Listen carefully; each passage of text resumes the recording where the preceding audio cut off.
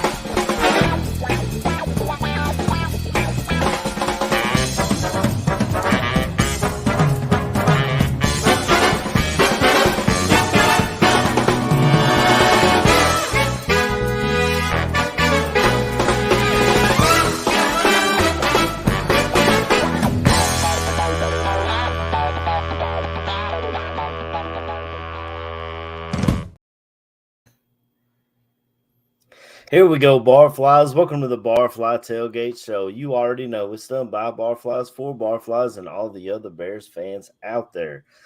As of right now, as you can see, there's some people in the chat. So what are we waiting for? And blah, blah, blah. It's a two-man show for now, myself and Jordan, who I definitely wanted Jordan here for all of his insight. Today we are doing a Chicago Bears mock draft. The draft is a week and a half away, 2 weeks away, something like that. So try to get Barflies more ready for the draft by knowing some of the prospects, knowing where the Bears might go, where we'd like to see them go. We're just going to do a 3-round draft because we will be live that Sunday before the 4th round kicks off. I believe that's how they do it.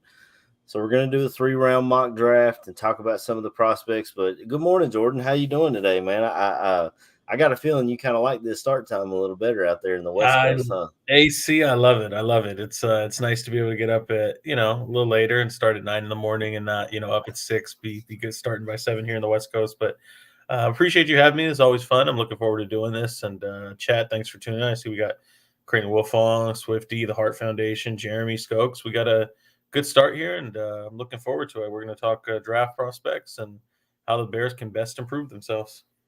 Yeah, for sure. First and foremost, if anyone follows us on Twitter, everyone knows I'm a Kentucky fan, and Will Levis is the best quarterback prospects we've had here since Tim Couch. I think he's better than we had with Tim Couch, to be completely honest. And he's just getting dragged through the media. I don't know if you wanted to start off with this, but I wanted to go ahead and get this off our chest because I feel like he is, if not the best quarterback in this draft, he is the second or third best tops. And I've seen a lot of love for Anthony Richardson all of a sudden. If you go back and watch him actually play, he's uber athletic, but in my opinion, he does not have an NFL arm. We'll see how it goes with whoever takes a chance on him. But to me, a lot that Will Levis is getting dragged for, and what I think he has going for him, he's got 2 years in NFL offense. He spent a year with Liam Cohen, and then Liam went to the Rams, and they brought in Rich Scangarello from the 49ers. This year didn't go as planned with that NFL-style offense. But a lot of quarterbacks, when they come into the NFL, they struggle with the verbiage of the play calling in the NFL, and he's already got 2 years where he knows what they're calling pretty much. And that Liam Cohen offense obviously comes from Sean McVay, which is taking the NFL by storm. So he already knows a lot of these things. And he is very confident. Don't get me wrong. When he went to the combine, they said, "Why are you throwing?" And he literally said, "Well, I got a cannon. Why wouldn't I show it off?" And apparently he's been that same kind of guy. He's the same guy in person as he is behind closed doors. You're not getting a different version of Will Levis, depending on when you talk to them. And they're saying, at least I listen to KSR, Kentucky Sports Radio, and Matt Jones has a lot of connections in the NFL from his NFL show that he does on Sundays now for ESPN Radio. And they kind of said that when Levis was in those meetings with the teams, he kind of came off as cocky or arrogant, which, I mean, that's kind of what he shows you, outside of those meeting rooms. So I don't know if that's hurt his draft stock or what. But what I saw every Saturday was a guy who put everything on the line, regardless of who he was playing with or what was going. I watched this man get a separated shoulder, go to the back, get a shot, and come right back out. And he said after the game, he was like, well, it wasn't my throwing shoulder, so I'm not worried about it. Like, that's the kind of guy you're getting. And I am biased, don't get me wrong, as a Kentucky fan, but I feel like that's the kind of guy I want leading my team. But Jordan, you're more of an X's and O's guys, and I know you have ideas or thoughts on this prospect as well. If you'd like to share your insight as a non-Kentucky fan, yeah, that's of course. No, allow me to wax poetically, AC, because I appreciate that you and I have been talking in DMs just about how frustrated I am with what I call the besmirching or dragging of Will Levis right now in draft media. And I mean, look, everybody, you have players that rise and fall. Quentin Johnston, for example, wide receiver TCU, is another guy right now that seems to just have his stock cooling. And Creighton, it's so funny. I don't know, Craig, I'm obviously kidding here, Creighton. I'm sure you haven't seen my stuff, but I've been calling Will Levis his best comp to me, Jay Cutler, and it's been going since December or January when I really kind of broke down a lot of his film. Over the past 2 years. To me, and just for clarification and posterity's sake, AC, I have Levis put out my top 5 positional rankings for the entire class yesterday on Twitter. I have Will Levis as my 4th quarterback. But, again, you can read a top 5 list and see Levis at 4th and go, oh, okay, so he's not that high on him. And I also don't think the world is a zero-sum game. If it means that I have a person higher, it doesn't mean that I dislike the guy below them. To me, quite honestly, and I talking to Swifty, who's also in the chat about this yesterday, is Levis to me represents a player that, I'm not kidding, I'm about as close to a coin flip between him and Richardson as it gets. I think the reason I lean Richardson, and I think this is part of the reason why Levis is getting dragged a bit, is that there just happens to be a better athlete than him in the draft. If Richardson wasn't here, he would look like the most amazing, wow, he's fast and he's big and he's strong and he's got a rocket arm.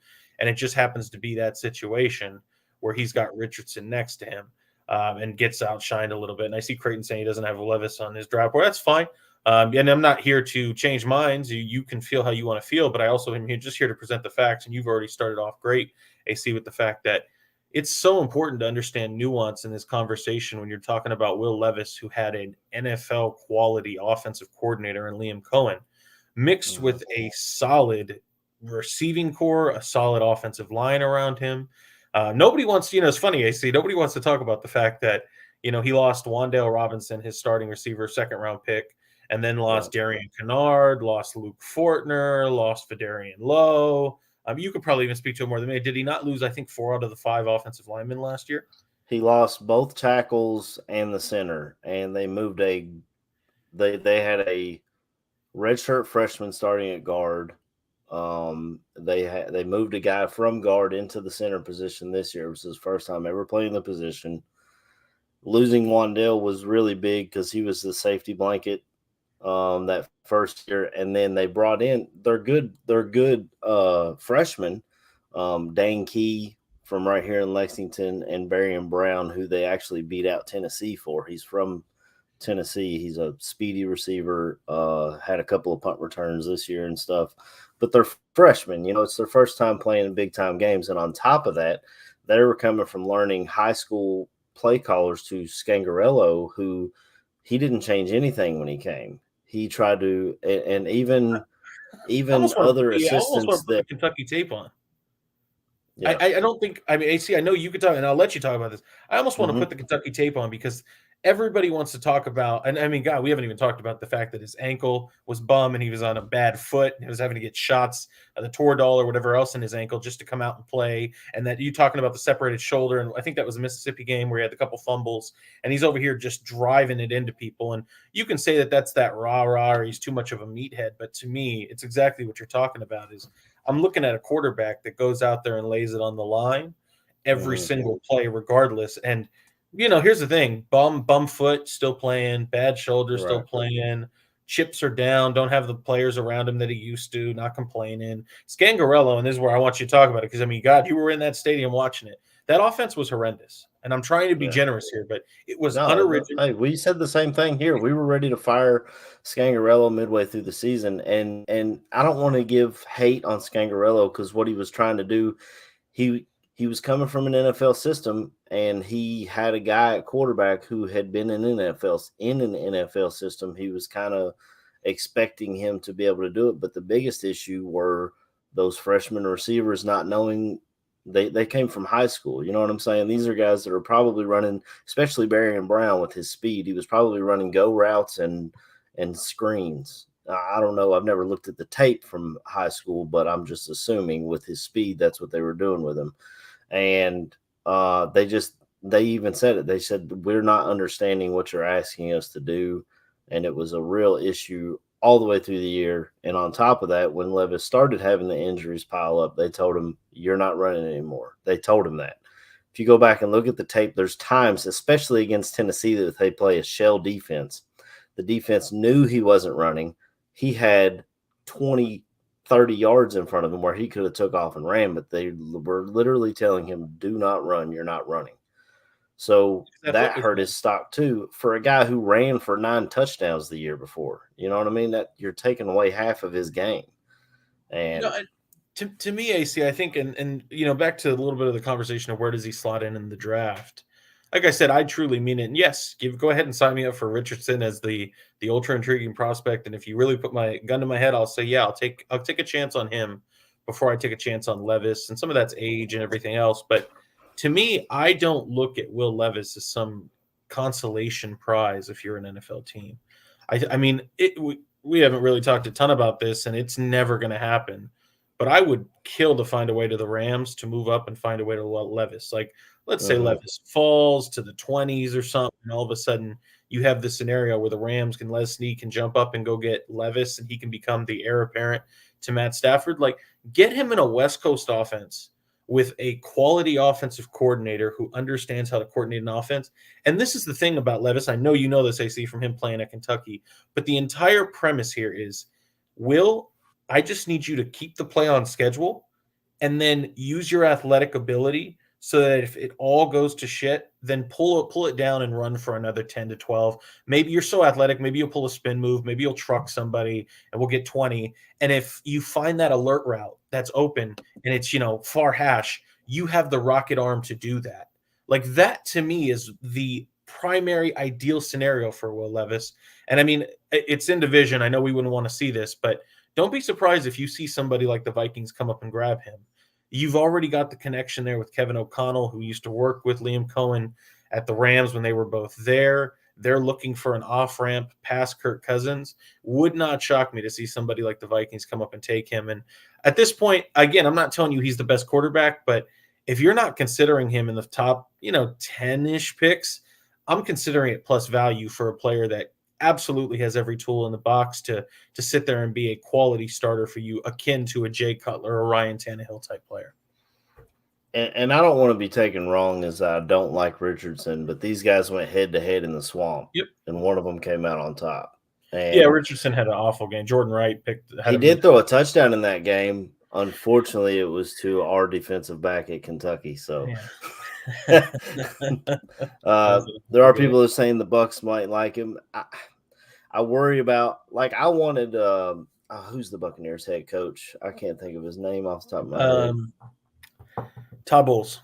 Todd Bowles. I wanted Todd Bowles in Chicago. I like Todd Bowles a lot, but once he was given the reins there in Tampa, it just hasn't worked out for him. And I don't know if him being in charge is the perfect fit for Levis. Honestly, I'd like to see him in Indianapolis. I think it's close. A lot of Kentucky fans will go up and see him.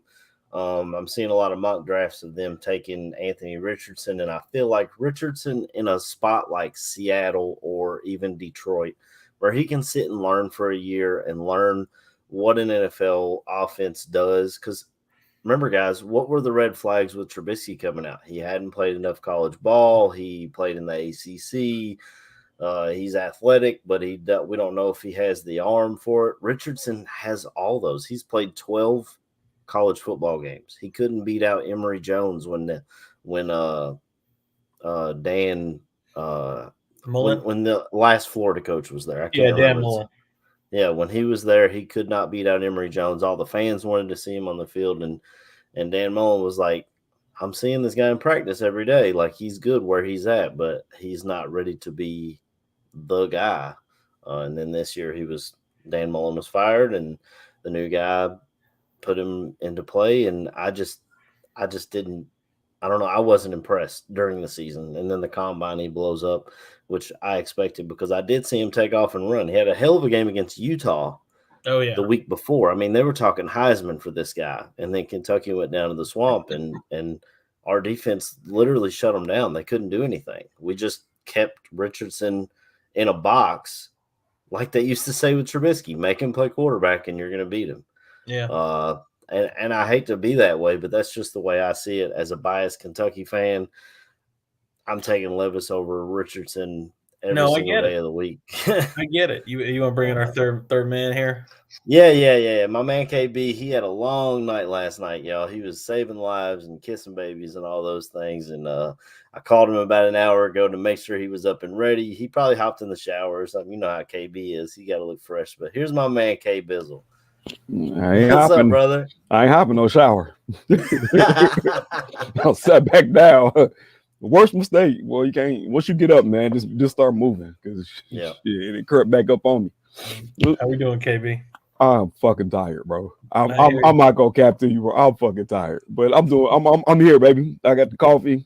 I got this morning, left it in the car. I said, you know what? Everything will be all right. Everything will work out.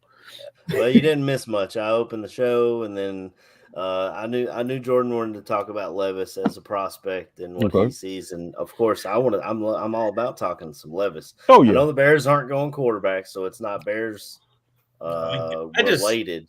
But you know me, AC. I just think it's important to try to paint and color the draft class, even if you're just a Bears fan, you're just a Titans fan, whoever. I just think it's important to kind of understand, and not because Levis is going to ever be a Bear, but you just don't know. Like I gave you an honest situation where it wouldn't shock me to see the Vikings take a quarterback, and if that's I would hope that this gives you some idea of what they're getting. And I mean, we won't go so much longer on it, AC, but that's totally tracky and understand what you're saying. And obviously, Richardson looked awful against Kentucky this year, and I think it's exactly what you said. He looked like a Heisman candidate in Utah, and he looks like a Heisman candidate at the Combine and the Underwear Olympics. And I think that's the reason, and even myself, why I have him just a smidge higher than Levis is when it comes down to the brass tacks, when Richardson is firing on all cylinders, he looks like something that you've not really seen before at the position. And it's hard to not look at that and go, well, damn, if I can find a way to unlock that, what am I going to have? I may have the most dangerous super weapon at the most important position in sports. And it's not a knock on Levis, but this is really the separator to me, is that I've watched Anthony Richardson, and don't get me wrong, he absolutely stunk it up, but he was playing around a lot of dog shit in Florida. And he found a way to oftentimes make the game competitive and lift it up. He looked like Justin Fields this year, where it was very clear the one player on that team that was keeping them in the game was Anthony Richardson. And again, it's not a knock on Levis, because Levis had the bad ankle and everything else and was injured and was fighting through it. But overall, when the chips were down on Levis, I didn't feel like he lifted and elevated those around him the way that I hoped. I think it comes down to coaching too. I know Levis, a lot of the issues I had with him as my quarter, and this goes back to your Jay Cutler comp. There were times in the red zone when we had to score, and he threw a pick, or he forced the ball in there that shouldn't have been there. Yeah. But we need to get into this draft because I got a 13U team to coach here in a couple of hours, so we got to run through this pretty quick. And I just wanted to talk about Levis while we had a chance to, because once we get the draft started, I don't know how much I'm gonna talk. No, we'll get right through it. We are doing the mock draft through TDN, the Draft Network. I looked at a couple of other mock drafts, but TDN is just one that I know more. I do pay them for their services because I like their product. So I do that. This is probably a big reason why I use them as my mock draft machine. My biggest issue, they did tweak their machine a little bit, so I'm not getting as good of trades offered to me as in the past. So I'm not sure how many trades we're actually going to do. I might try a couple of them, but we'll just go ahead and get this started. Let me share my screen here.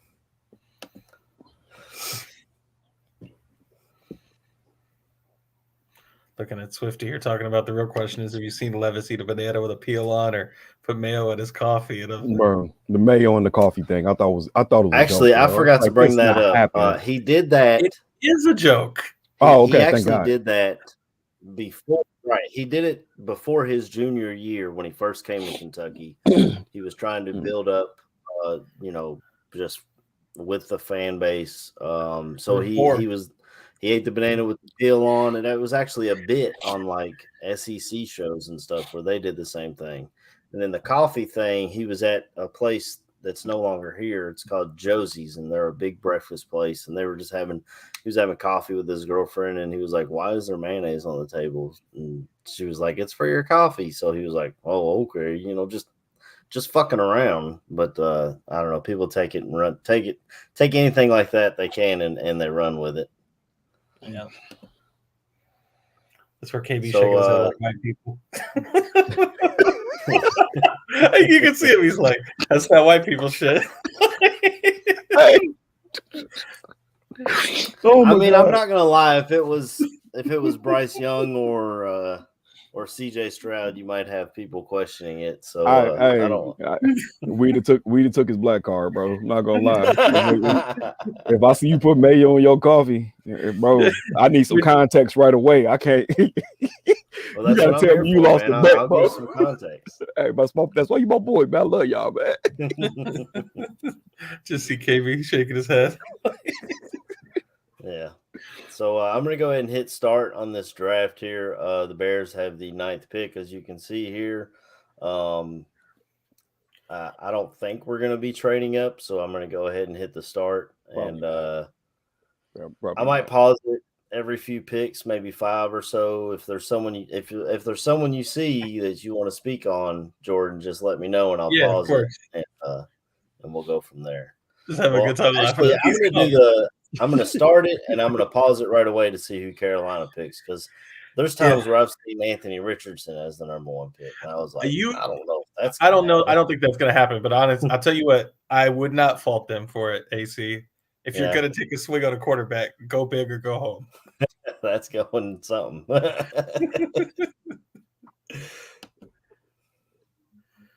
Who what? Where's my draft board? What's the name? Bryce Young came off. Okay, it's understandable. I still think it's Stroud in real life, but yeah, I would take Stroud as well. I think Stroud has. I'm just worried about Bryce Young with the injuries if he's getting hit at the NFL level. But AC, I can. That's look. For those unaware, I believe Bryce Young is now the new betting favorite for the Carolina Panthers as the number 1 pick. I completely agree, AC. It's not something I would do. And I don't mean to come off as polarizing, and this is why I'm not a GM, but I don't think in good conscience, if I was a GM in the NFL, I could draft a Bryce Young. It's important to separate the two. To me, Bryce Young is definitively the best quarterback today, right now, in this rookie class. But this isn't about just what you're getting right now. This is about projection. And as far as I'm concerned, and I get it, he could totally be the outlier. But there is no example of a guy that is successful and worth a number 1 pick that is at his dimensions. Oftentimes, I'm going to give you comparisons that are a little better dimensions, and it still didn't work. Baker Mayfield was a thicker guy. I'd argue about equal arm. I'd say maybe just as fiery, didn't work out. Kyler Murray is a better athlete and a way better arm. Hasn't worked out. Tua is a decent comparison. I'd say Bryce has got a little more gaminess to him, a little better of an arm. Same release, quick, can run the RPOs, mentally savvy. But I'm sitting here looking at him and going, Tua can't stay healthy. I would have argued, and thank God I'm glad he's healthy. But I think there was real concerns about Tua's health and was he going to consider retirement last year because of what was going on.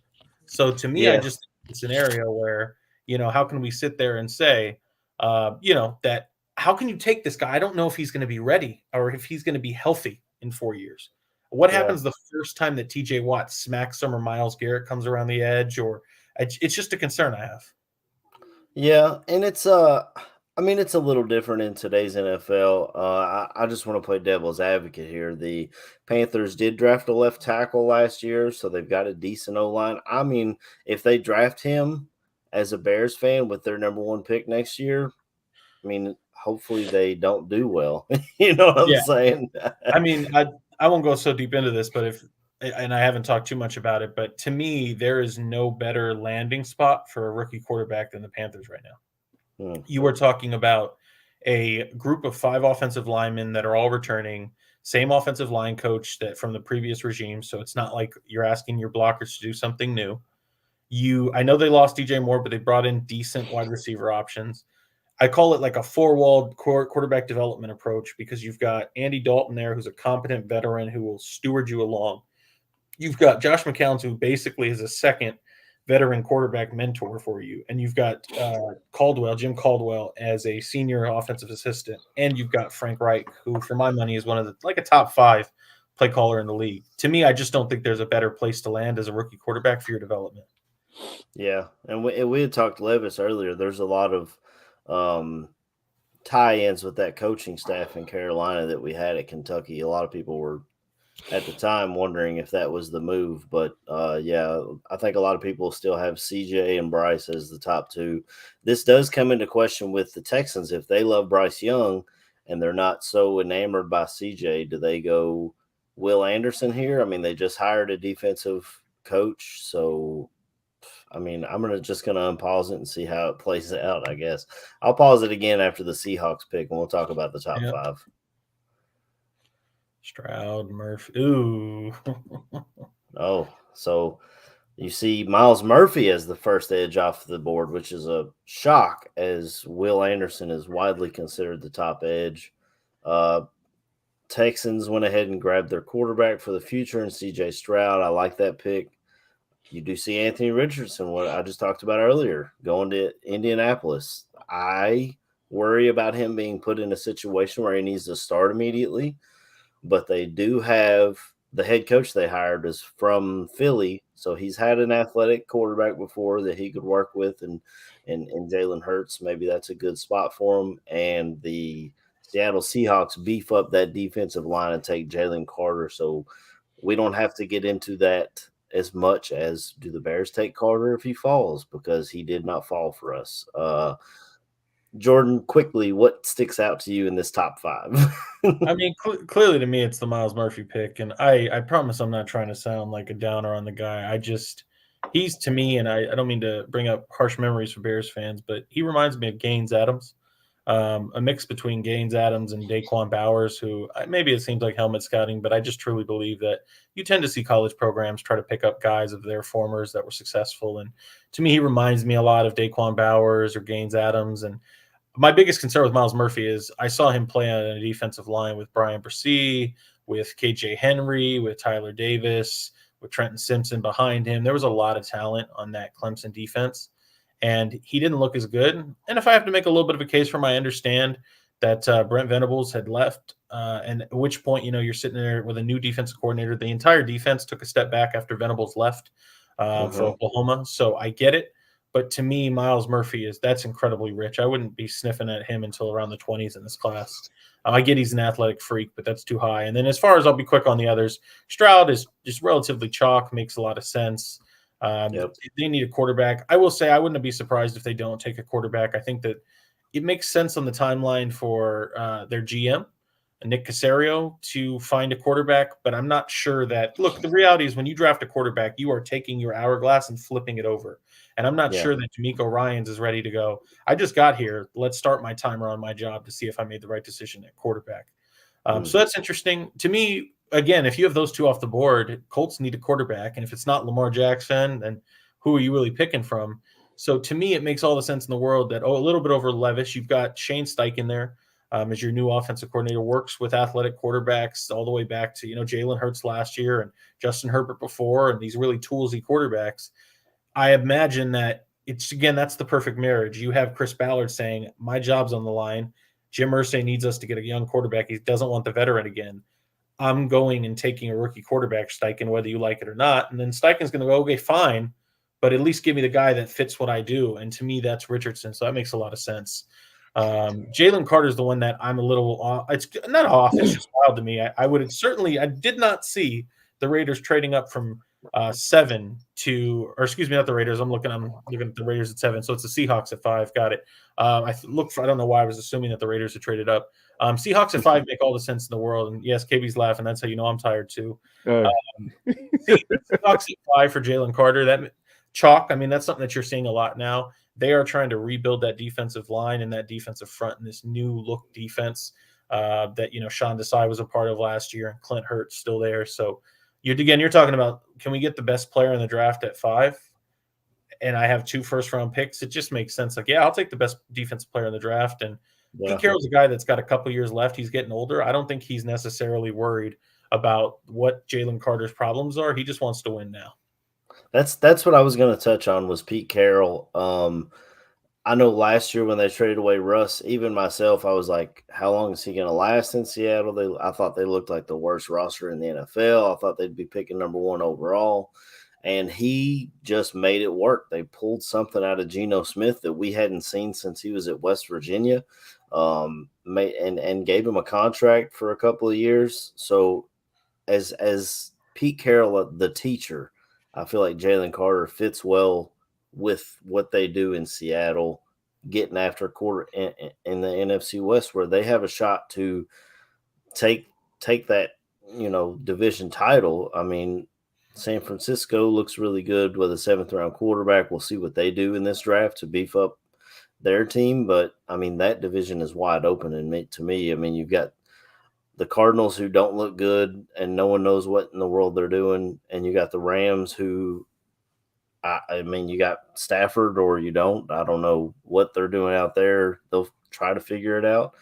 But I do like the teacher in Pete Carroll getting his hands on Jalen Carter to try and mold him into an incredible pass rusher. KB, before we move on, what do you see in this top 5 that you would like to touch on? Oh man, first 2 picks seem pretty straightforward. You get your quarterbacks off the board. Like I said, in hindsight, I believe it might actually be flipped. You get Stroud to Panthers, and you get Bryce Young to the Texans. But the Miles Murphy pick is a little jarring, not saying shocking. I can't remember if the Cardinals moved to a 4-3 or not. If they move to a 4-3, then to me wouldn't make sense because he seems more 3-techish to me. So no, they're a 3. They're an odd front. KB, they're a 3-4. They're odd front. If they're a 3-4, I mean, I can kind of see it if you're looking to replace JJ Watt. You get a young guy, big body, freakish athlete. Okay, but it's like Jordan said, man. It's just how you really want to look at it. Maybe you look at the fact you try to get what's my man's name, Will Anderson, but you throwing him at outside linebacker. You feel me? He's an edge rusher.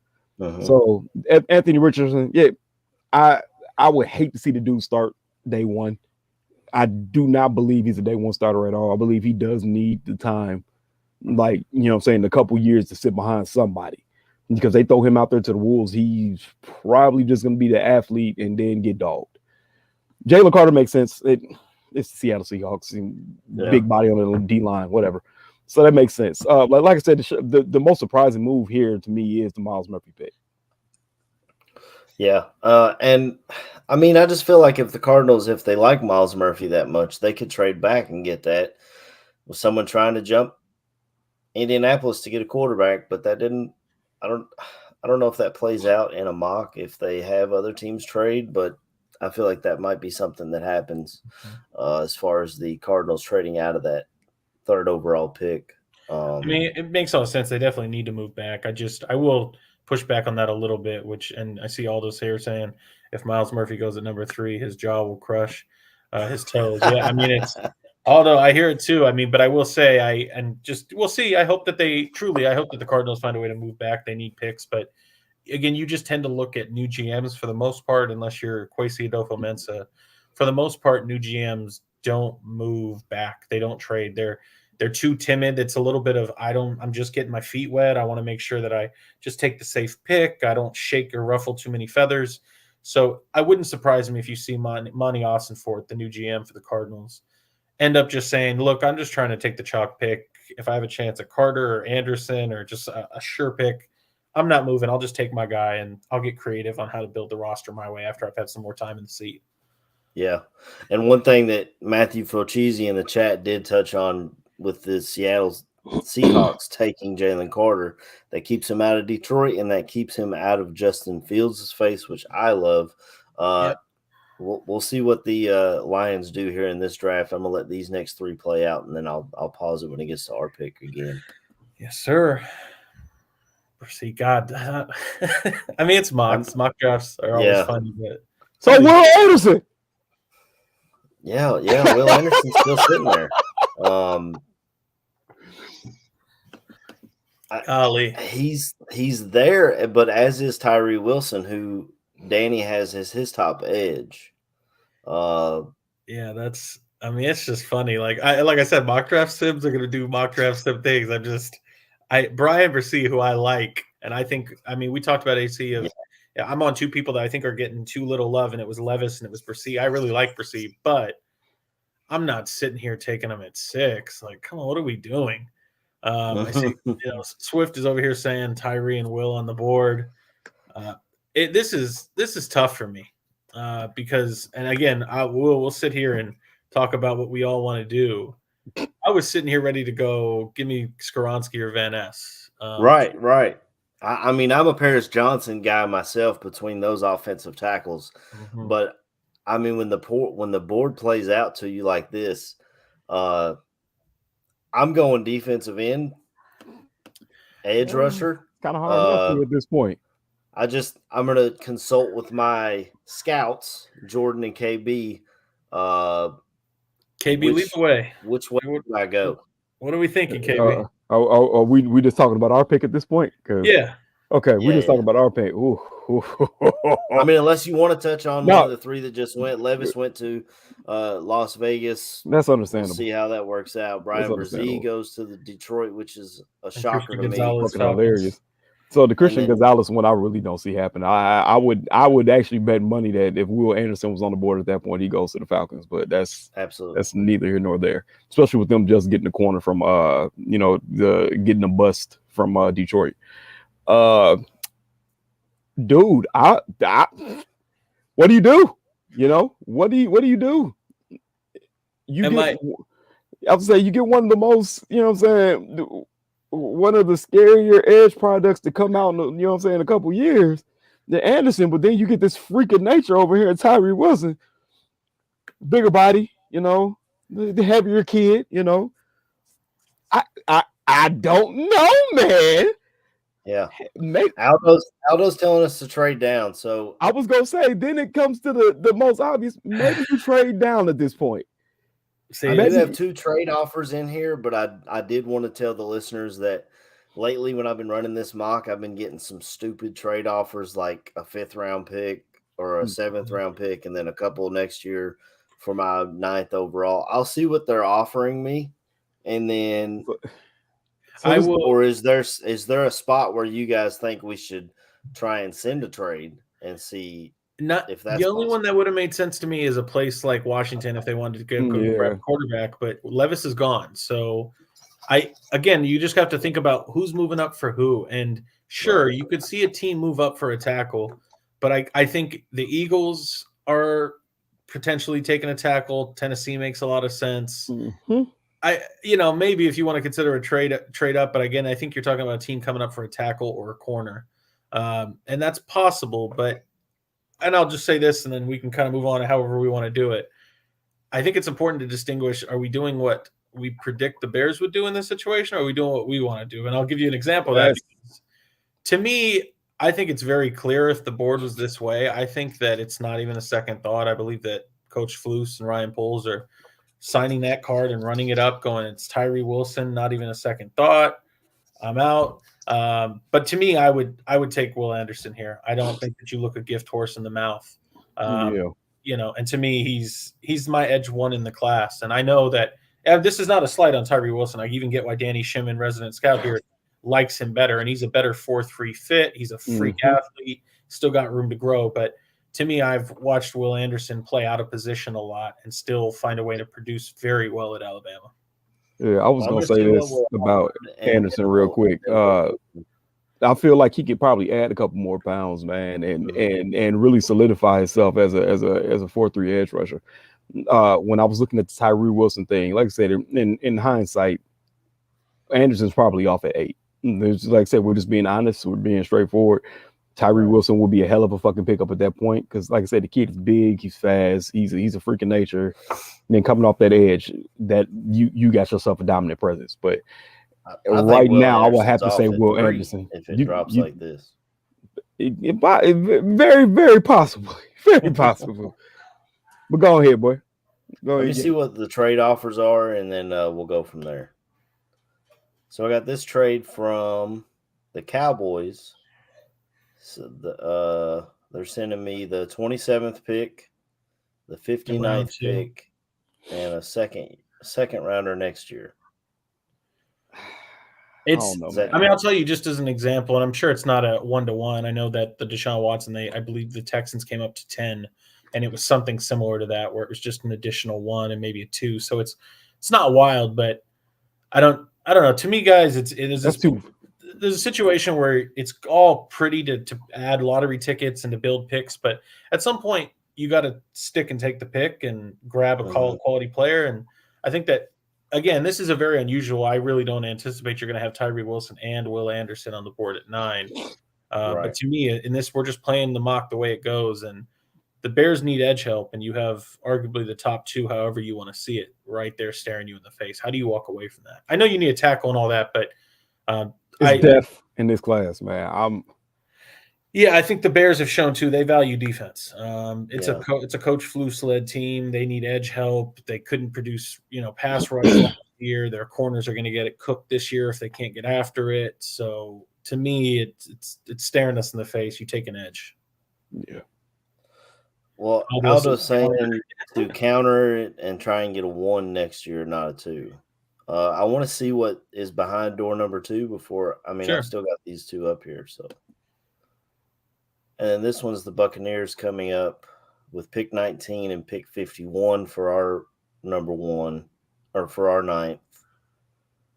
I kind of like that one better. It's a higher pick. Yeah. That makes better sense in the terms of saying, dude, maybe we're not too far out of remove from, getting a blue chip player. I'm still looking at that, bro. You're 10 spots. You know what I'm saying? Just a second to me, it had to be another pick in there. Well, let me see if I can counter and get something else out of them.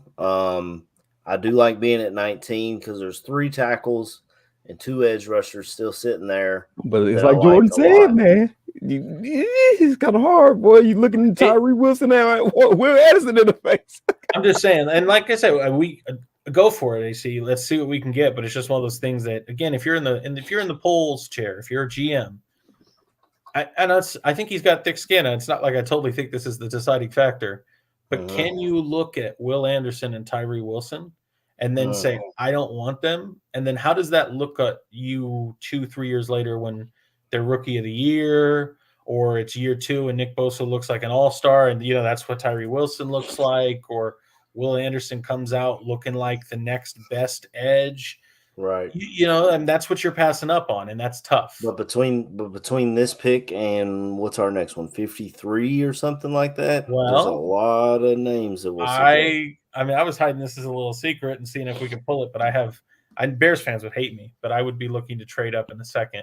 I think that's something that's very possible with Ryan Poles. I know Danny is completely like I was listening to their Draft on Tap show last week, and I think Neil traded up and Aldo traded around, and he just hated giving up extra picks to move around in the draft. But I feel like that's something that's on the board for. And I'm over here. I've got like a packed argument and a packed, thesis on how it makes sense. So if we get there, I will talk through it. But to me, I stick and pick. I take a guy at 9, and then I know it seems like a long way. I'm just giving you all the little foresight. I'm talking about. Let's pause it around pick 33.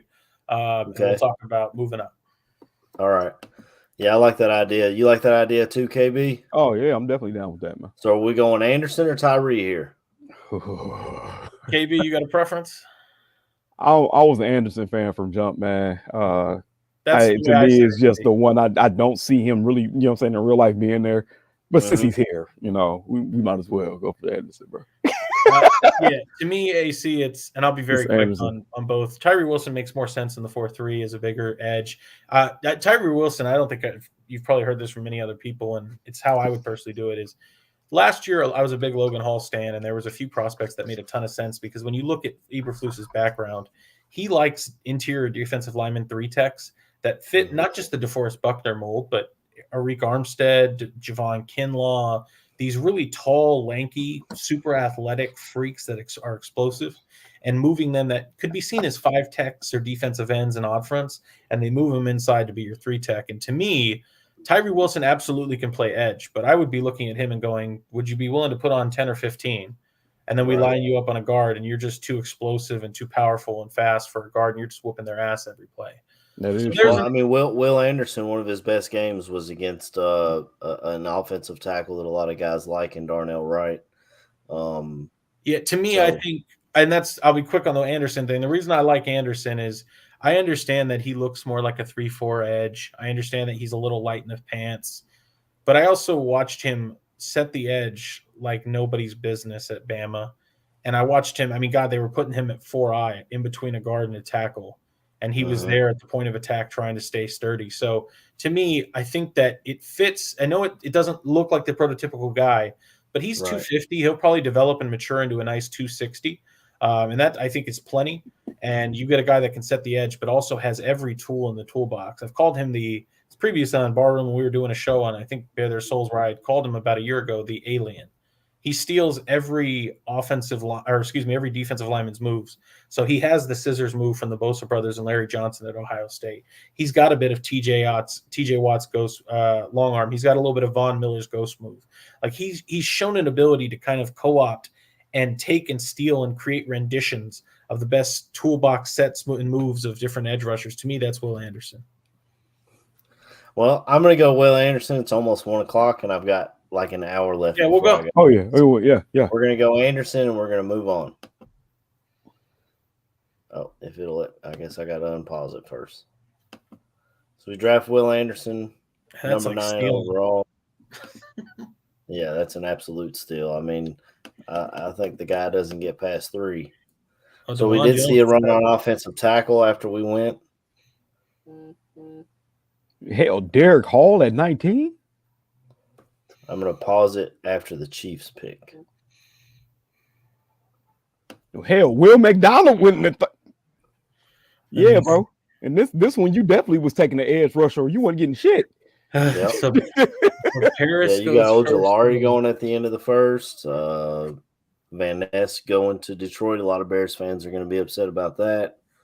I'm just trying to give it an overlook. A big run on offensive tackle. That was what I was afraid of. Yeah, I hear you. I know it sounds tough and it's not. I mean, I will say this mock has been so interesting because what my initial plan is could we move up to the Rams pick? They need picks. They're rebuilding. Could you move up to 36 by giving them an extra second? You've got that cluster of 3 at the bottom. And I know that's tough, but would I be willing to give them an extra pick of my seconds to move up 17 spots? And to me, I'd be okay with that. But most of the mocks I usually see, DeJuan Jones would be here, a right tackle. Although although to be fair, I was just looking. Darnell Wright is still on the board, correct? Uh-huh. So then, Yeah, let me scroll up shoot. and we'll see who the top players available are. Yeah, Darnell Wright. Bijan Robinson, Kincaid. You got Cansey from Pitt. His arms scare me because they're really short. Wow, where's Darnell Wright at? I didn't see him. Low. There it is. There he is, 40th. Yep. So this mock is funny because I'm like, I don't see the way it's folded out, but that's okay. So yeah, I mean, up to you guys. But what my formal proposition would be is, I would let it see. Let's hope that, fingers crossed, that Darnell Wright makes it to 36, and then if he does, I guess 37 is where I'm looking to move up to. Yeah. Mm-hmm. I would then be willing to offer like 61 and 64 to the Rams to get 37. I know that may seem rich, but what I'm telling people is, rather than I have to fall in love with 3 players at 53, 61, and 64. I get to say I'll fall in love with 2 players in 2 different neighborhoods of the draft. Yeah. And I lose 1 second-round pick. I'm not saying it's pretty, but this is how you're not getting right at 61. It's just not happening. Right. So to me, I'd be talking. I'll let these first 4 picks play out, and then pause it again when we get to the Rams and see what we're looking at.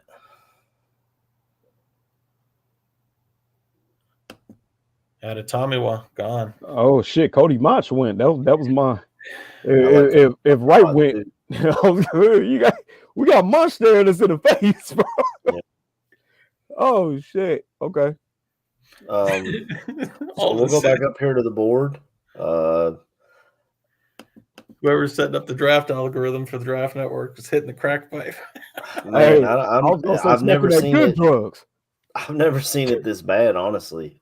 Usually it does a decent job. I don't know what. So we've still got Darnell Wright here. We've got Zay Flowers, Josh Downs, who I know you love. Yeah, Jordan. Yeah, but they don't need a wide receiver. They don't need it. So. Yeah, not right now. I mean, Bijan is awesome. It's crazy. Bijan here would be like, how do you pass it? But yeah, I was gonna say that. I know, but the Bears are just not. You're not there. You're not. Yeah. I got you. I get it. I get he's generational, but let me just put it this way: you draft Bijan.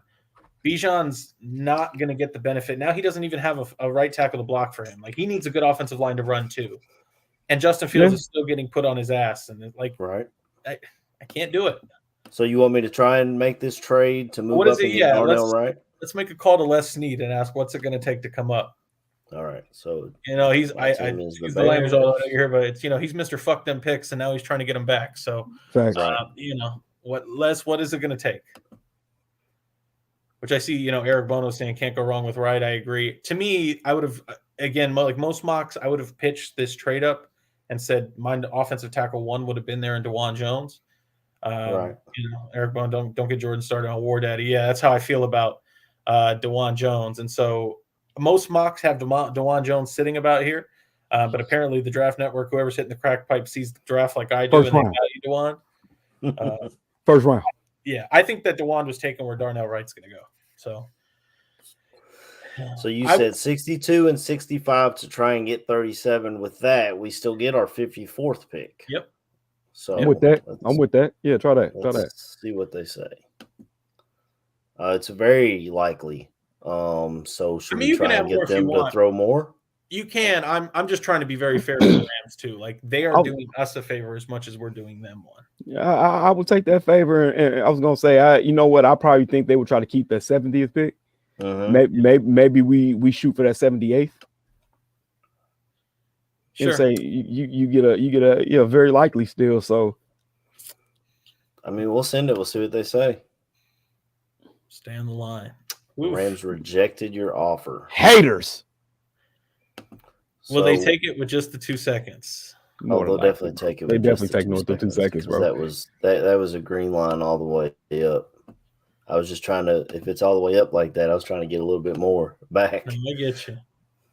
And like I said, just to give kind of, because I know Bears fans will hate this, but what I'm trying to sell is the idea that right now, if you stay at this Ryan Poles, I'm not saying it's impossible. It's still plenty high in the draft. But you are shopping in the same neighborhood. So what basically Ryan Poles has to do is say, I love and feel confident that I can get 3 players at 54, 62, 65 that I love, that fit a need, that makes sense at this value. I'm not reaching. Sure. Do I think it could be done? Absolutely. But I really think it's enticing to sit there and say, what if I lose one of the picks in these neighborhoods and I get to move up 17 spots and now I get to shop in a more premier market and I still get to have my cake and eat it too at the bottom of the second? Well, I added a 5th and a 6th, and it's looking pretty likely still. So this would give us extra day 3 picks, which Ryan Poles loves, as we saw last year. See, we're doing both so happy. So we take Anderson at 9, who doesn't fit. Now having to give up top assets. Well, I'm going to send this offer because I'm the GM.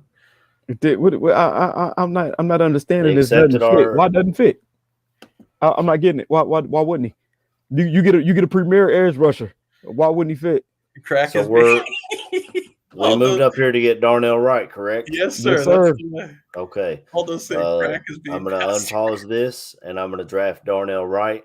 And with our first 2 picks, we have locked down an edge rusher and a right tackle. And so I'm very happy with this. Our next pick in the draft, Colin Powell. Oh, not this isn't the race. Right, my bad.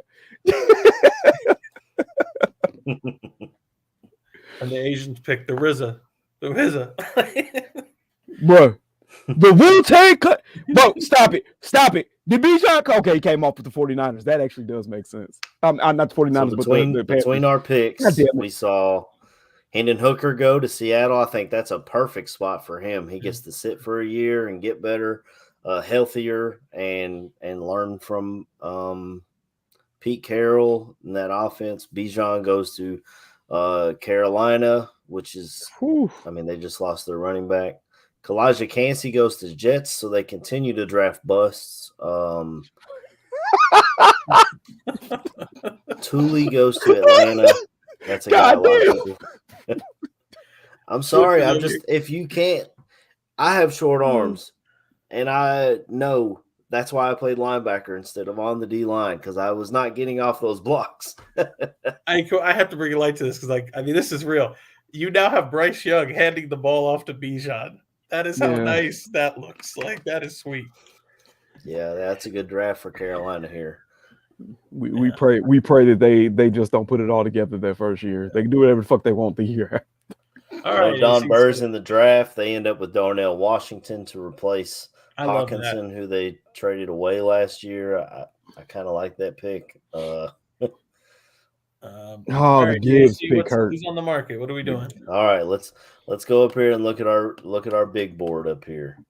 So you got DJ Turner at corner. Fantastic nickel. Okay. If if we do stay here in the actual draft and don't trade up, if Bergeron is there from Syracuse, that's a guy I like. We got a center. Nobody at it's Lucas Patrick and it's Cody Whitehair. But just real quick, no. I was just saying on the board. Yeah, just real quick, just to kind of show this is exactly what I was talking about. And renewable, if you want to disagree, or Aldo, you're saying cracks being passed around. This is exactly what I was talking about, because to me, I would rather move up to a different market and get my premier right tackle than go, I'll take Bergeron, this guy that probably is a better guard. Maybe he can play tackle. I feel much better walking away with this draft going, look, I gave up a second-round pick, but I have Darnell Wright in my books. I'm not settling for a Matthew Bergeron, who I'm a fan of, but they are not in the same class if you're trying to fill that right tackle spot. And again, even if you're not taking a tackle, maybe you took a tackle in the first, I'm sure that the D ends up there were a better option than what am I looking at right now? I don't even have a D end on the top right here to pick from. So I just think this is the way to do it. I got a D. Well, I know Jeremy Forer asked about JMS. He's a center that I really like out of Minnesota. Oh, he's gone. He went in the first round. He went in the first round, bro. The Giants. Yeah, right there. The Giants grabbed him at 26. KB hit it on the head, and my number one center in the class is still on the board, and that's Joe Tippmann's here. So before we move any further, because I see two names that I like personally. Mozzie and Joe. Oh, I do like Mozzie. He is a hell of a pick. I like Tippmann, of course. That's why I was like, hey, I need to see who the centers are. So when we sit here and we talk about, the rich get richer at certain points. I'm looking at the fact that Isaiah Foskey is still on the board. I love Isaiah Foskey. I really do. I'm not a fan. No, I get it. He's not everybody's cup of tea, but like to me, the production speaks for itself. Yes. Notre Dame. I get it. But I will say, and look, KB, wouldn't be mad at either. But to be quite frank, if we're just taking a little bit of a step, I love Joe Tippmann. He's my top center on the board. Oh. I don't see the Bears taking a center early anymore. Oh, they believe in Lucas Patrick. They're trying Whitehair out at center. I think that they would rather take a later swing on a guy. And this is centers. It's Ben Jones. It's I'm trying to think of other centers in the league that end up coming up where you don't need a top 75 pick center to be a solid player. You can find them later. So as much as I love Joe Tippmann and that's the way I would go, I understand if we're just trying to really solidify, like even I said DJ Turner's on the board. DJ Turner's probably the top nickel available on the board right now if they wanted it. And he's an athletic freak. So there's options here. But I'll put my little stake in the ground and say, like, to me, it's Joe Tippmann's the pick here. He's a playbook expander, totally can open up your run game. He's 6'6". Everybody that liked Ethan Pochich from the Browns, like Joe Tippmann to me he's excellent on the move. He can play guard because he's so big. He's an athletic freak of a center. Well, we still need a 3 technique too, guys. That's where the Mozzie Smith becomes kind of interesting. But I don't think he's going to be the person to actually rush the passer like talking about. Yeah. No, I don't. He's athletic. He's number one on Feldman's freaks list. But one tech to me. So, I think you can get 3 tech later. I know that's not what everybody wants to hear. I know it's the motor of the defense, but you go get a center to be the leader and the best buddy of Justin Fields for the next 10 years, who's going to help him. He comes from Wisconsin. They know how to. He's calling protections. They run a pro style offense. Like this is something where I'm pairing Justin with his lead protector for the next 10 years. Well, Joe Tippmann is 66 on the board here. We do have 2 trade offers. A lot of guys in the chat are saying, let's see what we got here. So I'll pull these up and So they're offering me the 76th and next year's 4th rounder. No, that's a no. That's a no. Look at Ryan Pace trying to screw us over. Yeah. They'll take this offer. I would have took this offer. It's go somewhere. It's not popping up. What is this? No. I guess they backed out of the trade. I don't know what the freaking. We took too long to pick up the phone. Right. So is there somewhere you guys would look to move around? Not me personally, because I think we're pinching pennies here. Like I think that you get too ballsy and Foskey and Tippmann and Mozzie Smith and all those guys are gone in the next 4 or 5 picks. Yeah, a lot of people are liking Foskey in the chat, but we drafted our edge rusher at 9. Yeah. So I like other edges too later. So to me, I think that it's either corner or it's the center here. How big is Foskey weight wise? Let's find out. Let's see. He's not. He is 6'5", 260. That's what I'm saying. Like it's solid, but like let me just give you an example here. Is Zach Harrison's still on the board later, and I think that makes all the sense in the world. Yeah. I was just looking to see maybe you had that whole idea of saying, hey, maybe you could throw Foskey in at 3 tech or Walker, the guy we signed, to kick him in the 3 tech, and then you got 2 too young to edge defenders. But the Zach Harrison makes sense too. We got Aldo here talking about Tippmann putting up a 635 squat, 455-pound bench. Dude is legit a monster, bro. There are people that are saying they're worried about Tippmann's height. We did see people getting underneath Fields hit a couple guys in the helmet last year. Guys, I don't know what to tell you. No prospect's perfect. We can sit here and talk about what ifs with everybody about, what if he hits his helmet, or like, could he be just 2 inches tall? I don't know. Good football. Does he have the biggest question? Does he have the athleticism to get out on the edge like we need our center to do in this offense? Better than JMS. better than JMS. He's why he's my center one in the class. JMS is a better all-around, like well-rounded center. But for what the Bears want to do, Tippmann would be the guy. Yeah, I'm telling you, Well, it's just I've got both my scouts telling me Tippmann. Man, I would say go Tippmann. And I'm going to draft Tippmann. Aldo's saying Tippmann 6'6". Indeed, he is 6'6". He's a monster. And I don't see people hitting Ethan Pocic in the head, who's another tall guy. There's plenty of tall centers that get by. We don't have any draft picks in the third. Do we not? I'm sure we do. We traded it. No, we traded it. You want to try and trade up into the third? I was gonna say now 1, 2, 3. Well, the Texans have 2. I know are we only doing 3 rounds? Yeah, that was the thing. Oh, I mean, sure. If you want to do it for the sake of the draft, you want to trade up, that's fine. This is, again, just to be clear, this is why I was okay doing the whole, I'll give you 2 seconds because I keep my third. I keep the ability to still pick in that neighborhood. Mm-hmm. I'll say this. I say let it go to 70. Look the Rams in the face. Say, hey, man, we got those 2 4s. All righty. I'll unpause it and let this play. Now, we did see after we picked Isaiah Foskey went, Josh Downs went to the Giants, Luke Whippler went to the Cowboys, so they went and got themselves another center. Marvin Mims, who I like a lot, went to the Bills. Had you moved off the pick and you had just gone 3 or 4 spots down, Mozzie, we'd have lost Tippmann. Yeah. Oh. Okay. I'm gonna unpause it and we'll pause it again when we get to the Rams next pick. Unless do you guys think the Texans will give us that second one, or up to you guys to make the trade? Like I said, I mean, I don't know. I get that you want to have 700 picks in the top 3, but like that's the cost of doing business. You got 2 seconds. Right. That's why you Let don't me have try and see if the Texans will take anything, and then we'll try to move on after that. All those saying call the Raiders. Those idiots will do whatever you ask. Oh my God. No, they got rid of John. They got rid of John Gruden. They don't.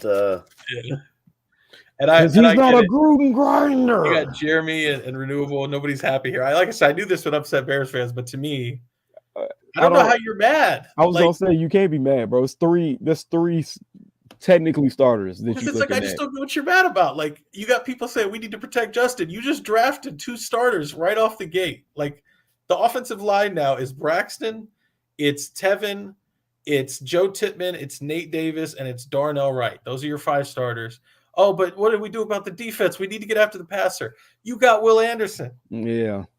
So like, what are we mad it looks about? like this could go through a 4th, 5th, and a 7th for a 3rd. Nope, that's not happening. That's not happening. You know what, man? Like I said, we just doing the 3 rounds, bro. Fuck it. Just send it, man.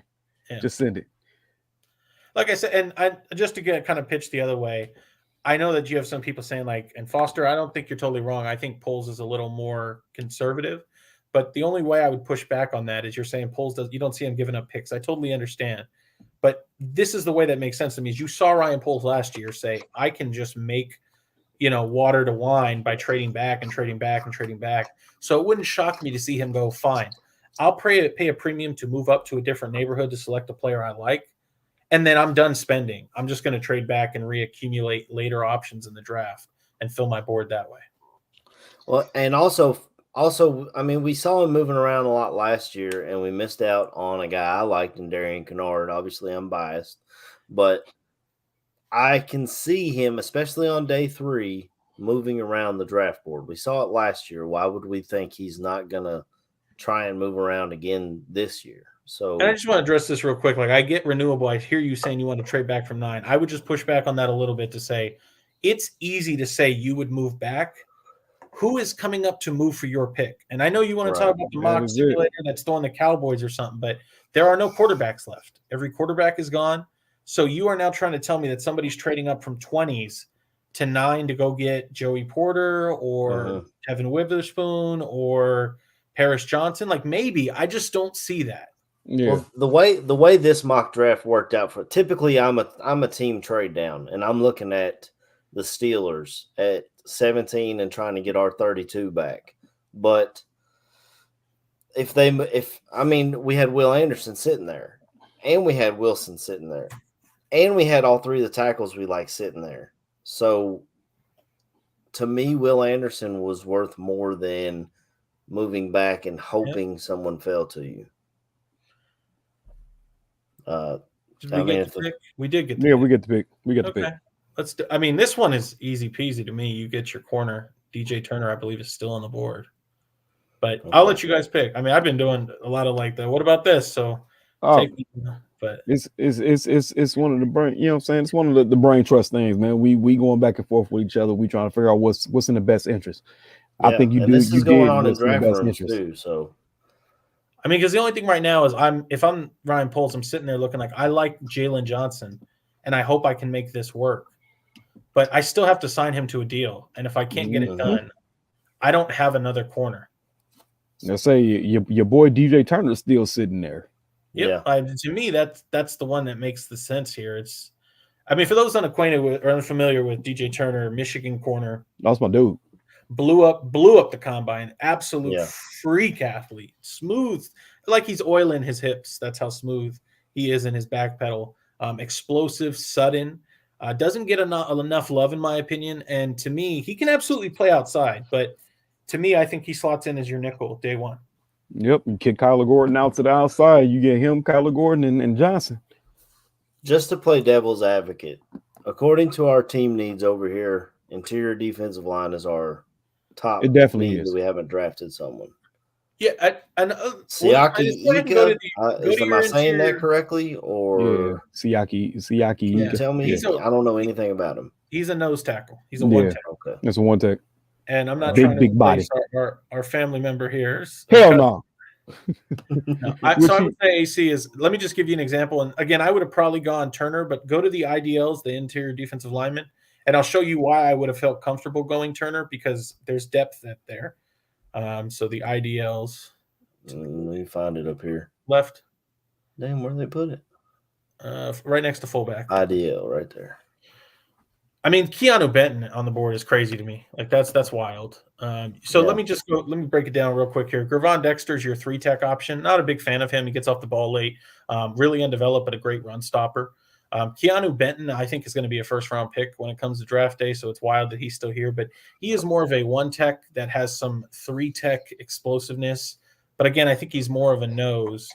Zach Pickens is a decent 3-tech option here. There are names even later on the board that I wouldn't mind as a late ad. You got Moro Ajomo, you got Desjuan Johnson, you have a few other players. But if you're dead set on Carl Brooks, Jeremy Goodcall, Carl Brooks is still there later. Kobe Turner is probably still on that board.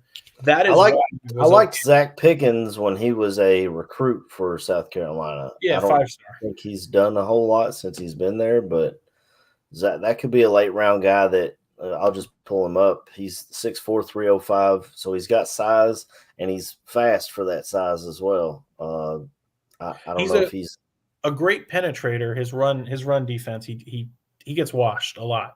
Yeah. That's his big concern.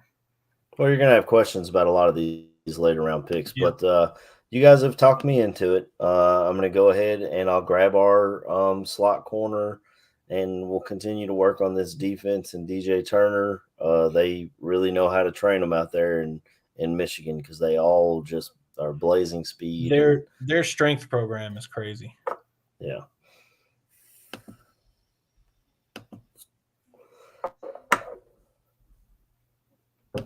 I see Renewable saying like, hey, people are going to trade up and you trust Poles and Ian, they're the scouts. Yeah, I mean, we can totally have that conversation, Renewable. I'm just trying to pitch the idea that to me, it's much easier to move up than it is to move down. You have to have a partner. Yeah. And we'll see. I truly believe the Bears will end up trading down on draft night.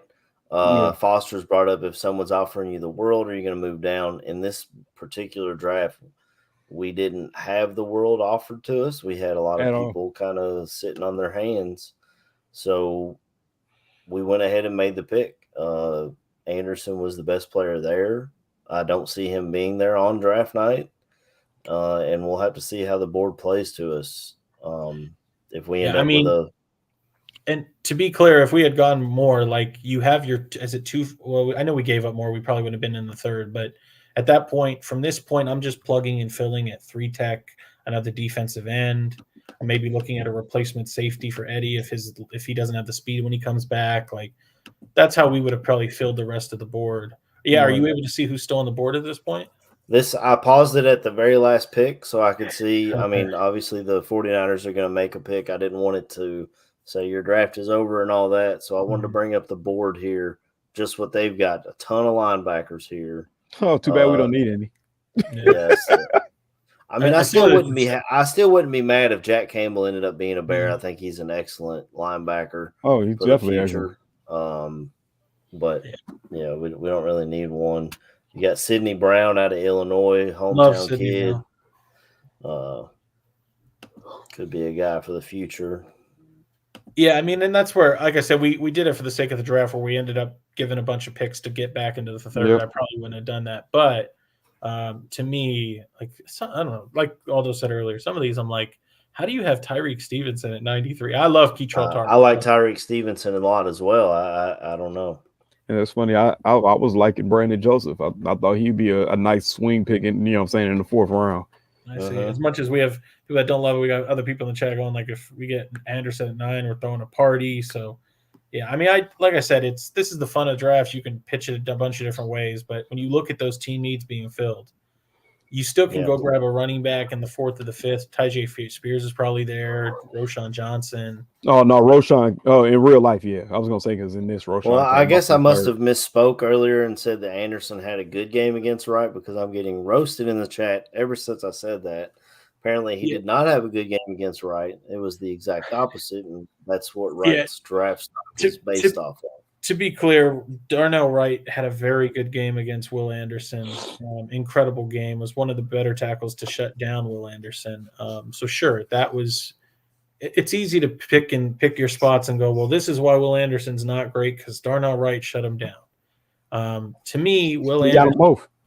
Yeah, I mean, to me, that's my point, KV. Like, Will Anderson is a player that was ungodly production last year, and because of the bar he set last year, people look at him this year when he's just here and they're like, well, he sucks.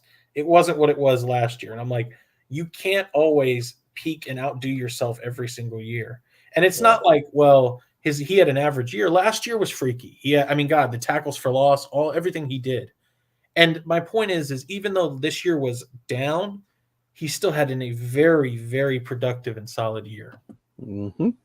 Like you get a safe player. That's the thing is, that's why I love Skoronski too as another option is if I'm Ryan Poles, in some way, because I want to be conservative, I want to be able to sleep easy at the end of night one going, I got a player that I know is going to be here for 4, 5, 6, 7 years, productive.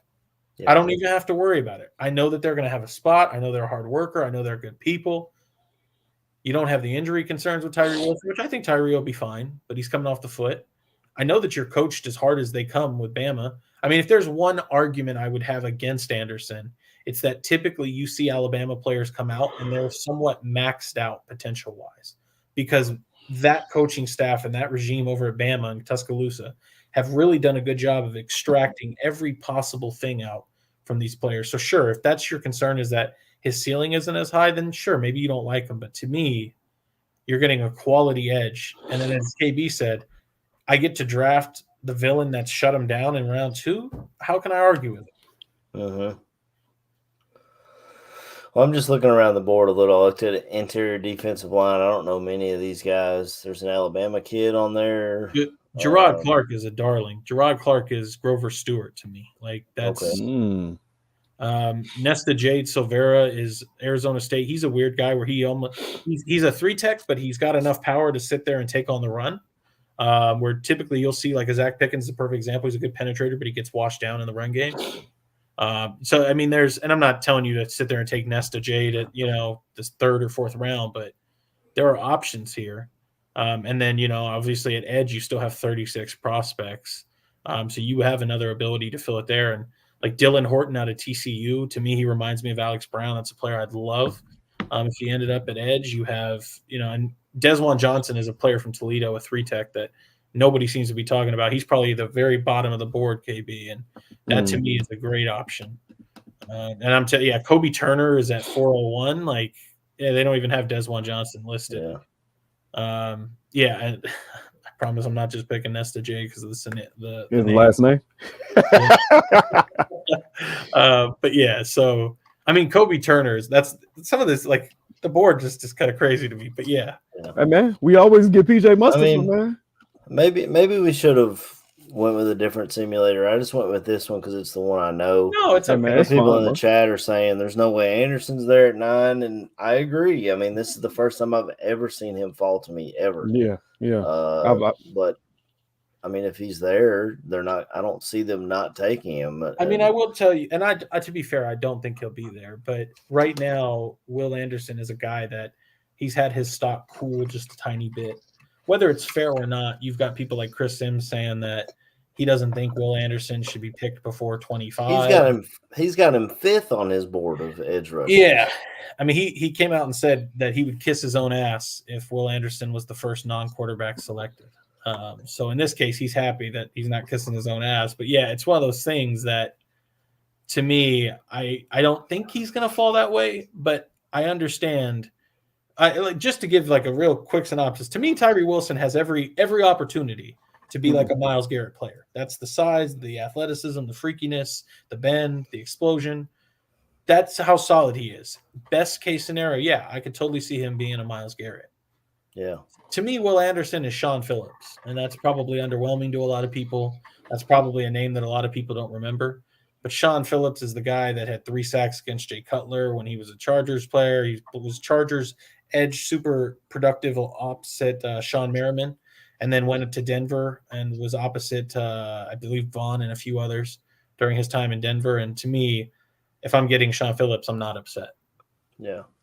Well, I do want to look at one more thing before we get out of this. I know we signed PJ Walker and apparently Nathan Peterman again for some reason, but I would love to see a late round quarterback, and I want to see how they have them set up here. DTR's down here. That's always That's the guy I've got my eye on.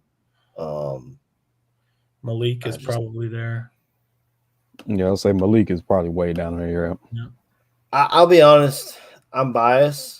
But Malik Cunningham, he's a runner, not so much a thrower, in my opinion. I agree. He definitely is.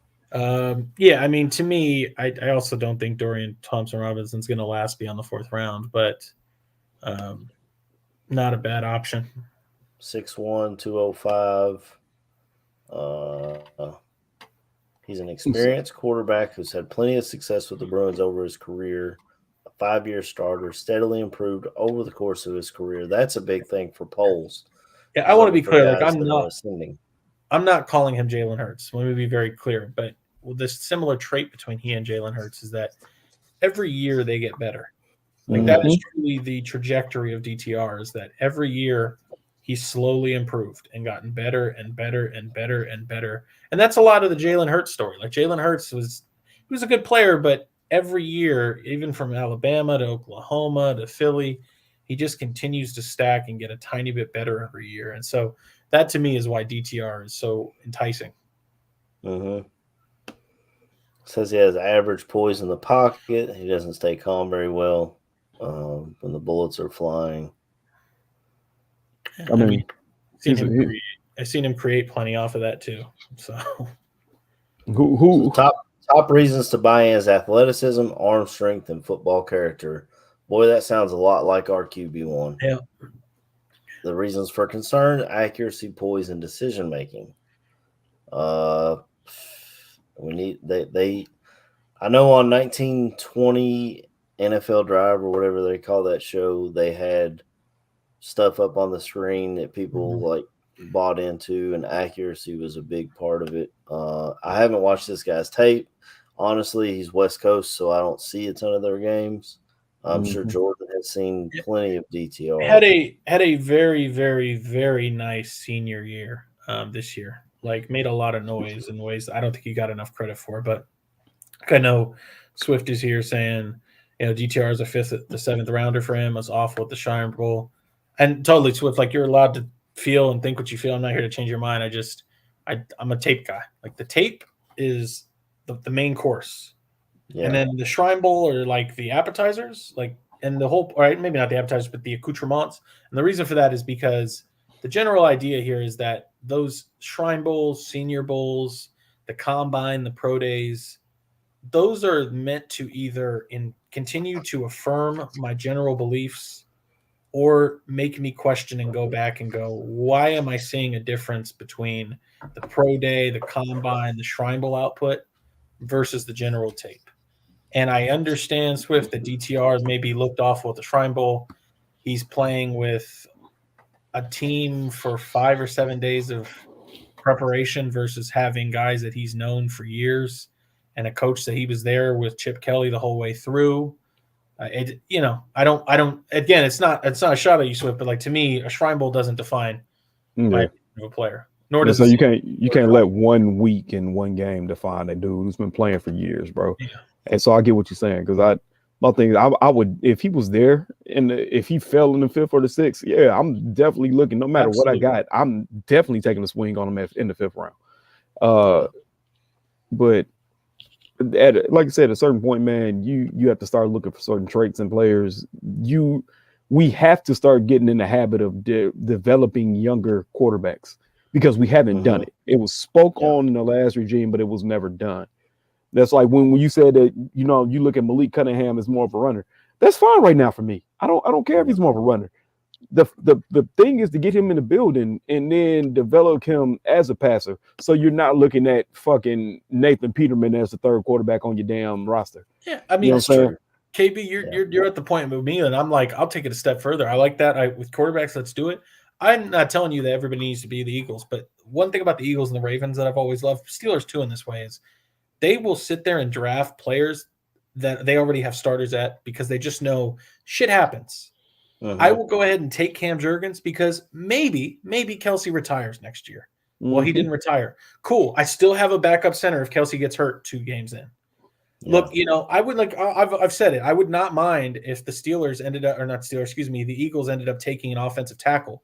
And people are like, why? They have Mailata and they have Lane. And I'm like, yeah, Lane's getting older. Yeah, he's in his 30s. They're always planning ahead, and that is what I'd like to see for the Bears. Is they're not there yet. They need to set the table of all their different players. Yeah. But I'd like to see us get to the point where, we don't need a left tackle because Braxton's here. But, Braxton's getting towards the end of his deal, or he's gotten some injuries. He's getting a little older. We're just drafting that tackle up high because we are just plugging away so that we never have a vacancy. That is what you're hoping for in team building. That's why Howie is so good. My idea of the draft, again, we didn't do it here because Will Anderson fell to us, but if we trade with the Steelers for 17 and 33, Paris Johnson's probably not going to be here, so I would look offensive tackle. I like Anton Harrison better than DeWan. I know you love DeWan Jones. Don't get me wrong, Jordan. No. I mean, I don't know. I'm not that I ask you to sniff every Twitter post that I do, but just for clarity, DeWan is my OT1. Anton Harrison is my OT2. Okay. Love it. I would look at that, and I did want to get your thoughts on, I cannot say his name, out of Northwestern. Tommy Adebawore. Is it Adebawore? Is that correct? That is correct. Adebawore. I love him as our 3-tech. If we made that trade, that's where I would look offensive tackle at 17, and then at 33 get Adebawore. What are your thoughts on him, Jordan?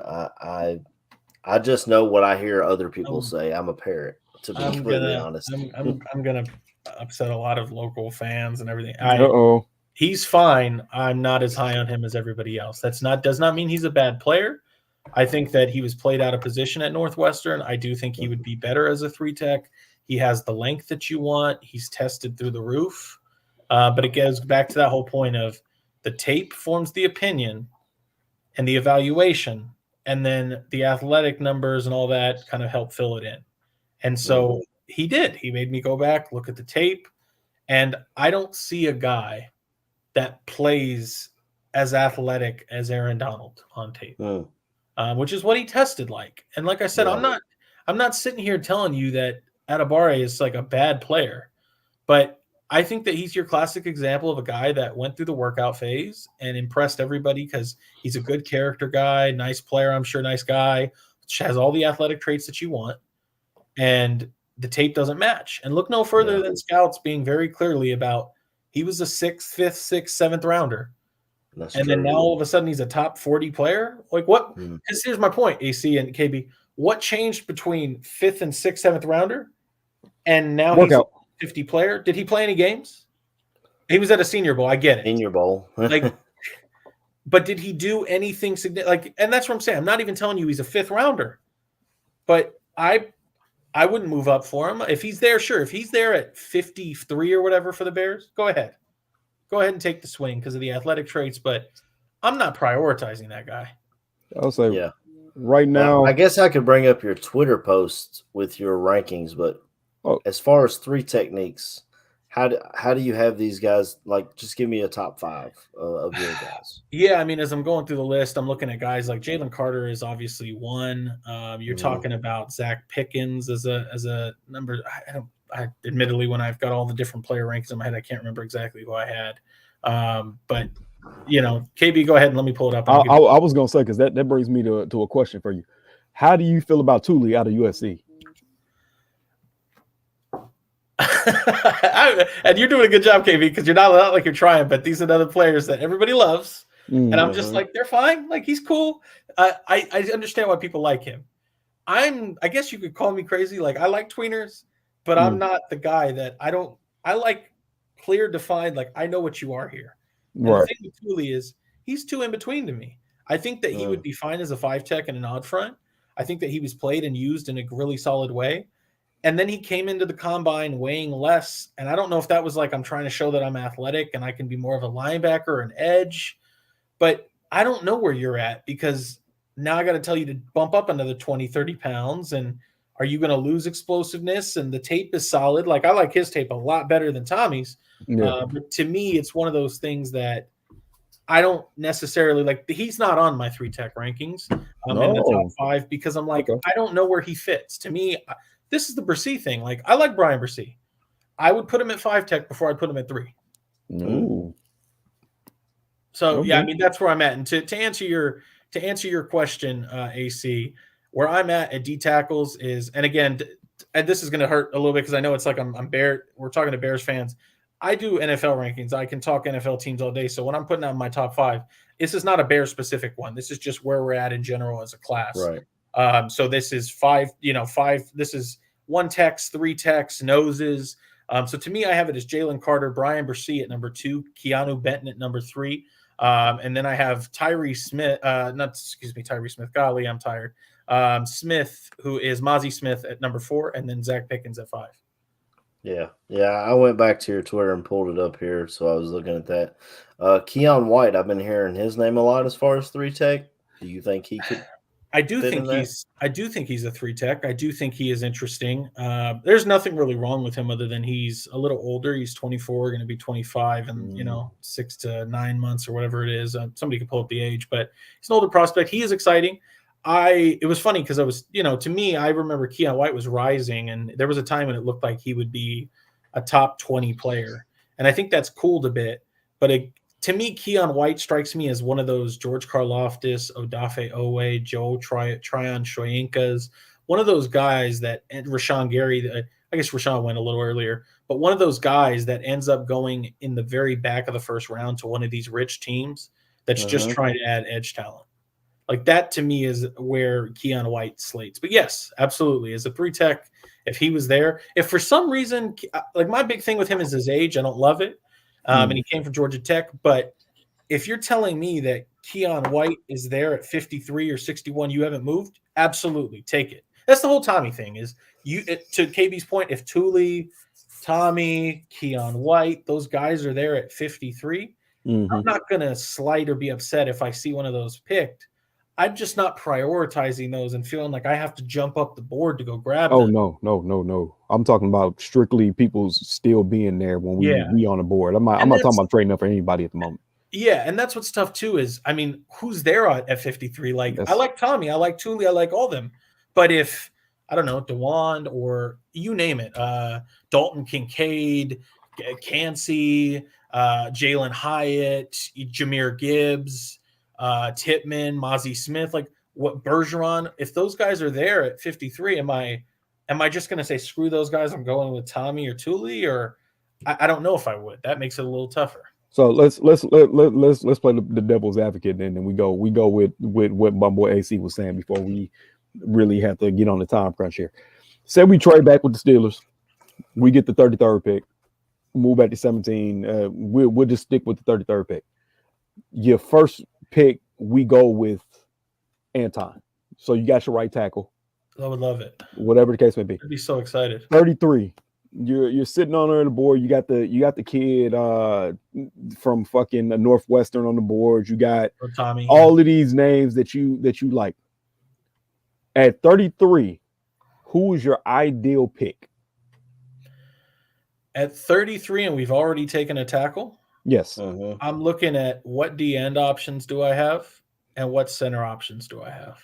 Okay. Because and corner's not bad too. Like Tyreek Stevenson, Julius Brents, one of those guys wouldn't be bad. But to me, I can't help but look at it and go, I've already got my tackle. If let's say JMS was there at 33. Yeah. Like he's a great player. I've told people, got into straight arguments in person with folks like, bro, listen, JMS is gonna go, I believe, probably in the top 40. Everybody keeps saying, oh, he'll fall to the Bears. No, the fuck he's not. He's not falling to fucking 53. He's not falling past 40, bro. Like I'll tell you another one, and like people would go nuts. But you hear these people talk about JSN or adding wide receiver talent, and I've always said, like, to me, that doesn't make a lot of sense because I'm already 4 deep. I've got Moore, I've got Mooney, I've got Claypool, and I've got Bayless, and I've even got ESB. If I bring another one in, am I bumping my 71st overall pick last year in Bayless? Or am I saying, Claypool, you got to step out? And I don't see that. But here's a great one is I'm not telling you to not add more weaponry for Justin Fields. Just get creative about how you add it. And so to me, like Darnell Washington is a freak. No, yeah. If you were telling me that he was there at 33, you're getting a tight end that's cheaper than a wide receiver. He's more versatile. He is honestly a pretty solid blocker for his size. And he's athletic and he's tall and he's freaky and he's much different than Cole Kmet. That's a way to weaponize your offensive weaponry for Justin Fields and not cannibalize your wide receiver room. And you're not super overpaying. Like that's an interesting player to me that complements to Cole Kmet and Robert Tonyan. So yeah. And I mean, just to be very clear here, like Jeremy Foyer is saying, you thought you wanted Tippmann. Yes, I do. I value Tippmann more than JMS. That doesn't mean that JMS is a bad player. But again, this is just to be very clear too, like, what the Bears should and would do does not reflect or match what I should or would do. Exactly. I don't think they're going to take Lucas Van Ness at 9. I would take Lucas Van Ness at 9. I don't think that they would take Peter Skoronski at 9. I would take Peter Skoronski at 9. They would take Paris Johnson probably at 9. I wouldn't take Paris Johnson at 9. That's the difference.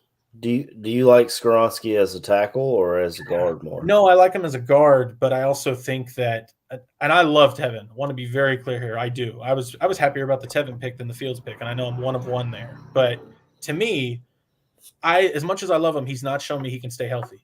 So, and they're not going to play Tevin at tackle, even though that's what I wish they would do. Take Skoronski, put him at left guard, put Tevin at right tackle. Yeah. They're not going to do it. They refuse to put him at tackle. So fine. Put Skoronski at right tackle, and when Tevin inevitably gets hurt, because he always does, that's when Skoronski can move inside and be your left guard.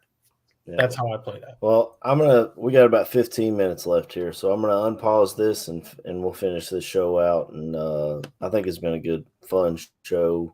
Yeah. Jeffrey is not a fan of Skoronski, which, Jeffrey, I would welcome you just because I always find it interesting. Go ahead and tell me why you don't like Peter Skoronski. And I'm sure I know the answer, but I'd just love to hear it. Yeah, which is, KB. And it's funny because that thing about Skoronski that everybody talks, Greg Gabriel's favorite thing and all the prospects is arm length. And I've always, I will continue to say it, and like, look no further than Duke Manyweather, who, yes, Peter Skoronski is Duke Manyweather's client, but Manyweather knows offensive linemen better than most. And he'll be the first to tell you arm length absolutely matters. But you can mitigate the arm length argument if your footwork, your hand placement, all of that stuff helps mitigate and substitutes and complements for it. And that's the thing. And I mean, Jeffrey's saying Skoronski looks weak on film. And I mean, I guess it's game is subjective. We all see it differently. I would then want to ask, what game film were you watching where you thought he looked weak? But it's okay. We can see prospects differently. Mm-hmm. Yeah. Well, I'm running out of time here, fellas. So we'll go around the room, give shout outs and close this thing out. KB, I'll start with you and then go Jordan, and then I'll finish this out. Oh man. To start, man, shout out to y'all, man. Appreciate y'all getting on this thing and you know what I'm saying, doing what y'all was doing while your boy was trying to get himself to get around. So it was a little tough this morning, but you know what I'm saying, I had to get on here with you boys. I also let y'all know, man, I talked to my cousin, man. He told me he'll let me know when he gets some time, man. So maybe we can get him back on the show. I've already been looking for a jersey, man. They don't have his jersey on the Fanatics yet, unless you saying that 97, bro. I don't care if I got to customize this shit. It's gonna happen. Shows a clean ass number. Hey, I'm with it. So, shout out to the fans, man. Look, we started a little later. It was for everybody's sake. You know, we appreciate all y'all getting in. I don't care if it's one person or it's 1,000 people. I don't give a fuck, man. Y'all get in here and y'all tune in and y'all listen to us talk about football, man. Like, none of us getting paid for it. We just enjoy speaking football and talking football. So we appreciate the hell out of y'all, man. Shout out to everybody in the bar room doing their thing still. You know what I'm saying? You got all these draft shows going on. You got the Bare Your Souls with everybody, man. You got all the open mic nights going on, bro. It's a lot of shows going on, a lot of content, man. So y'all, like I said before, man, y'all stick with us, man. We talking about everything, man. Hell, we might talk about the dog that was taking the shit across the street. You never know. It could be a show. And I guarantee you there's some people on here that can make it an hour long. I'm just saying. So shout out to y'all boys, man. Love both of y'all, man. Shout out to our boy Chris, man. He was having a little bit of a tough time. So you know, he had to bow out. We all praying for you, man. Hoping that you pull through your tough time at the moment. Other than that, man, that's it, man. I love y'all boys, man. All right, go ahead, Jordan, and hit his shout outs and all that stuff. And I'll finish. Of course. Obviously, prayers and shout outs go to Chris Watts across the pond. Chris, we love you. Hope you're okay. And reach out, of course, if you need anything. We're here to support. KB, you keep saving lives, kissing babies, shaking hands. Shit, bro. I'm tired. No, I know, but our first responders matter, and you are should be a hero in the eyes of many. So we appreciate you being here, even as tired as you are. Can't help but look at my man to my left, I guess, on the screen, which is AC. With the beautiful beard and always coming out with that southern twang, and leading us in about his Kentucky Wildcats, and just always being the host with the most. So I appreciate it. Of course, Aldo always putting up a great platform, great opportunity for so many talented and well thought out individuals to express and convey their feelings and opinions on Bears, hockey, movies, TV shows, you name it. There's seldom a place where you can get such a wide variety of content. And as they say, variety is the spice of life. So we appreciate it. We appreciate having you all, Swift, Eric, Jeffrey, Jeremy, Matt, Renewable, anybody else, is Matt Foster who was here, anybody else. Thank you so much for joining. I hope that this was enlightening, enriching to draft knowledge and ways to think about navigating the board for the Chicago Bears. And feel free to interact in the comments. I know I'll be present to answer any questions if you have any, and look forward to talking to you all soon. Thank you, everybody. Bear down. Definitely hard to follow that up, but definitely first and foremost, shout out to you boys for coming on here with me. If I'd have been on here trying to do it by myself, there would have been a whole bunch of dead air. So definitely thank you for giving me insight on some of these players. Hopefully some of our barflies learned a thing or two about a couple of guys today. We will be back next week to give our official first round preview, I guess you could say. So we'll talk about some more of these prospects that we're going to look at 9 and or if we trade back, those kind of things. We kind of did it today, but I mean, maybe it'll be putting out the same type of information, but I feel like it's important for Bears fans to know what kind of guys we're looking at coming into the draft, who we like, who we don't like, who we think's overrated, underrated, or correctly rated, etc. Definitely shout out to everyone in the chat. Swifty's been here all day. Renewable's been here all day. I saw the Heart Foundation in here early. That's a newer guy that popped in on one of our shows, and I noticed him, and definitely shout out to him for coming in here. Jeremy Forder has been on here. Everybody in the chat, if y'all could hit the like, we appreciate it. Like, comment, subscribe. Just like Jordan said, you can get everything here at the bar room: basketball, baseball, football talk, movies, all those types of things. Definitely a great. I love being part of the bar room just because of that. I'm wearing my bar room, old school bar room shirt today. I went with a throwback. Definitely appreciate y'all coming on here with us. Stay tuned, hit that little bell. And I joined the Patreon. It's patreon.com/barroom draft, I believe. And they have been blowing me up with some prospects. So Yanni Shimon doing great work, Greg Gabriel doing great work, and Aldo doing the write-ups. It's quality stuff.